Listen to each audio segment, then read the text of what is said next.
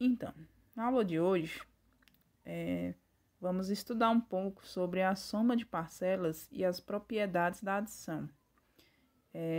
Essa aula ela faz parte do bloco de atividade com foco na aprendizagem, que é um projeto da SEDUC Ceará, e ela visa revisar conteúdos básicos para o desenvolvimento de alguns saberes matemáticos.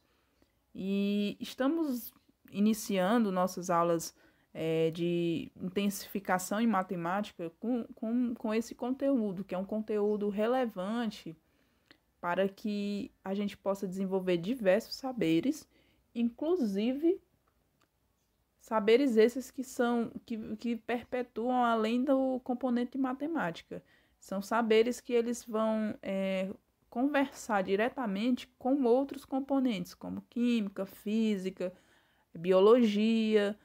Então, é um conhecimento fundamental para o desenvolvimento de diversas competências e habilidades, certo? Essa questão foi a questão que me norteou para criar essa aula. Ela diz o seguinte: calcule a soma das parcelas dos itens abaixo. E parece uma questão fácil, né? Pois eu posso simplesmente somar todas essas parcelas e obter o resultado. Até com a calculadora mesmo eu posso fazer isso, né? Soma, adição, né? As famosas continhas de mais que sempre estudamos.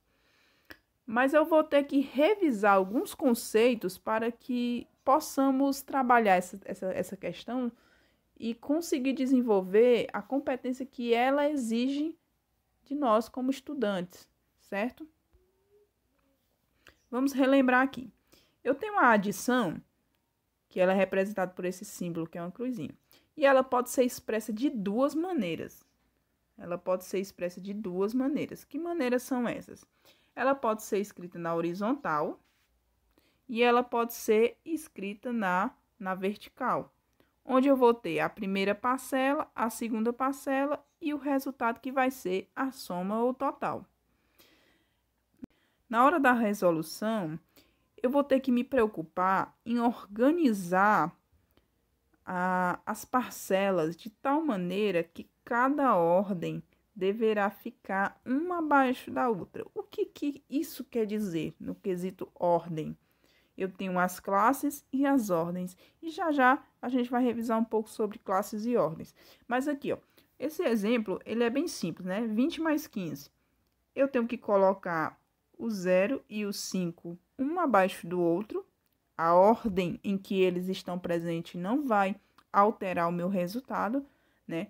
Mas eu tenho que colocar um abaixo da outra porque eles representam a ordem das unidades, certo? E essa é a primeira ordem que eu resolvo, as unidades. Depois que eu resolver as unidades, eu agrupo a ordem das dezenas e resolvo também. E aqui eu posso ver que foi possível fazer a resolução, né? E eu também vou ter um exemplo onde eu tenho uma soma com reserva. O que é essa soma com reserva? É quando as unidades elas se transformam em dezenas e elas já não cabem mais aqui na quantidade da unidade. Se eu tenho uma unidade que transformou-se em dezena, então quer dizer que ela chegou ao seu valor máximo, que é 9, e ela transbordou. É como se eu tivesse um pote, esse pote eu enchesse no valor máximo e ele transbordasse. Se eu tenho ali alguma substância para preencher esse pote e ele transbordou, eu vou deixar o que transbordou desperdiçar? Não, né? Porque se eu estou ali conservando aquele conteúdo, então eu não posso deixar se desperdiçar. Então, o que é que eu vou fazer? Eu vou pegar aquilo que sobrou, que transbordou, e vou migrar aquele conteúdo para outro recipiente. Então, se uma unidade ela se transformou em dezena, eu vou migrar ela da ordem das unidades e transferir o valor que transbordou para a ordem das dezenas. Aqui eu tenho um resumo das ordens e das classes, certo? As classes que eu consegui expressar aqui, é claro que os números são infinitos, mas eu fiz um resumo aqui das classes, até o valor máximo que geralmente a gente estuda, valor máximo, né? Tem que ter essa diferença, né? Diferenciação de valor máximo até o valor máximo atingido, né? Os números, eles são infinitos, então eu não posso expressar todas as classes aqui. Então, eu vou fazer apenas 4 classes, que é a classe das unidades. Opa. Classe das unidades, classe unidades, classe dos milhares, classe dos milhões e classe dos bilhões. Cada classe, ela vai ter sua ordem, né? Cada classe comporta, no máximo, 3 ordens. Aí, a gente vai lá para o exemplo do potinho que eu falei, né? Nesse instante.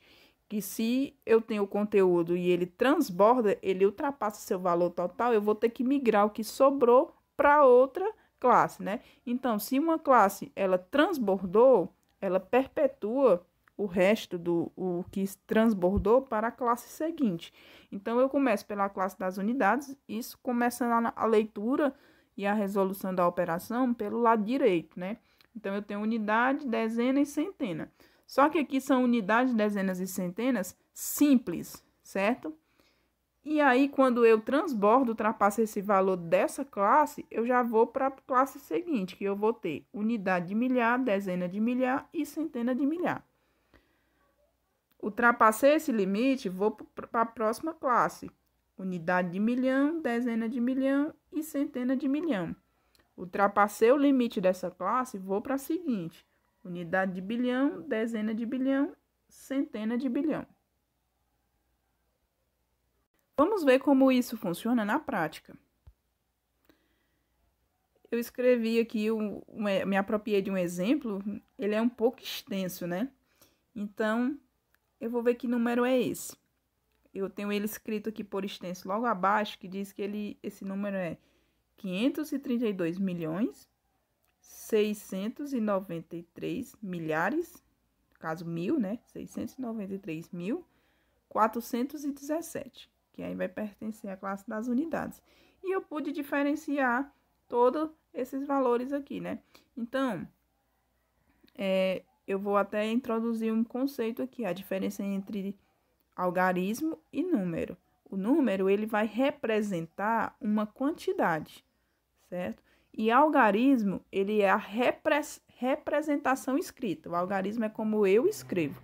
Então, se eu tenho aqui 417, o 4 é 4 centenas. Uma dezena, 7 unidades. Mas o valor total, que é o valor que esses algarismos representam, eles vão representar uma quantidade, né? Que é 417. Então, cada valor aqui escrito e bem dividido, ele tem um valor. Ele tem um valor numérico, né? Valor de um número, que é uma quantidade. Alguns exemplos aqui. Eu tenho 9 unidades, 5 dezenas, 2 centenas e 3 unidades de milhar. Então, esse número eu posso ler, 3.259. Próximo exemplo. Eu tenho 9, 2, 3, isso todas da classe das unidades. Aí eu tenho 1 unidade de milhar, 5 dezenas de milhares e 4 centenas de milhares. E 7 unidades de milhão. Então, esse número eu posso ler 7.451.329. Esse número, ele é um pouco menor, né? Menor comparado aos que a gente acabou de ler. Eu vou ter uma unidade simples, 4 dezenas simples, 7 centenas simples. Aí eu vou ter 0 unidade de milhar e uma dezena de milhar. Então, esse número vai ser 10.741. E aqui eu vou ter 9 unidades, 5 dezenas, 2 centenas 3 unidades de milhar. Então, eu vou ter 3.259. E agora,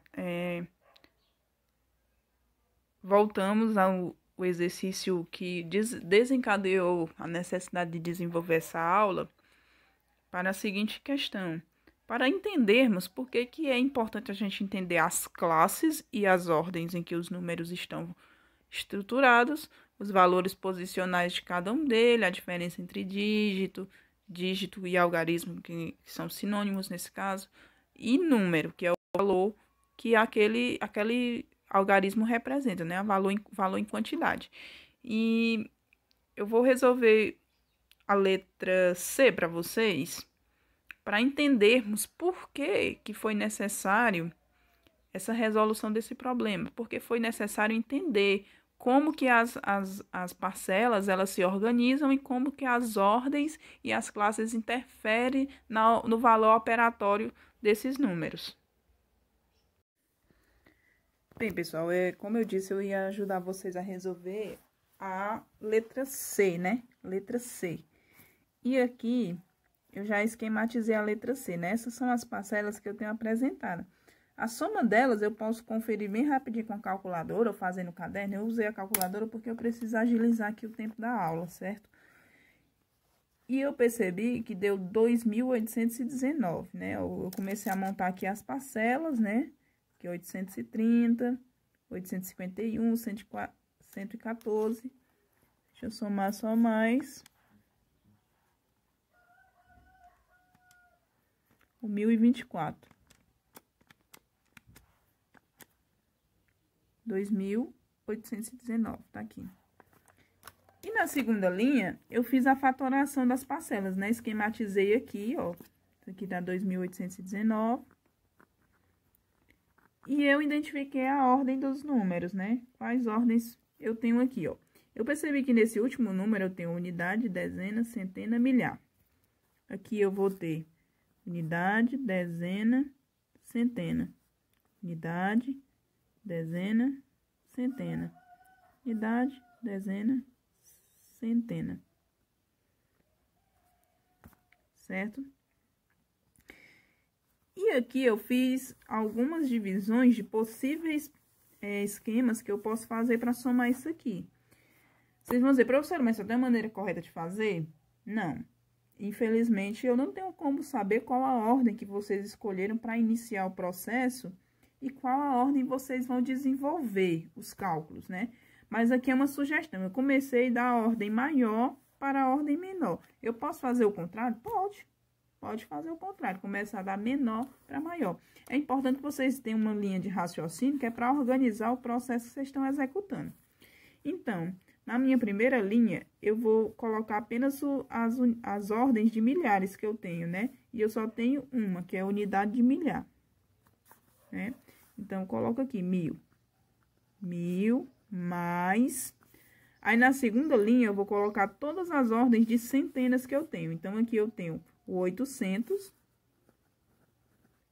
mais...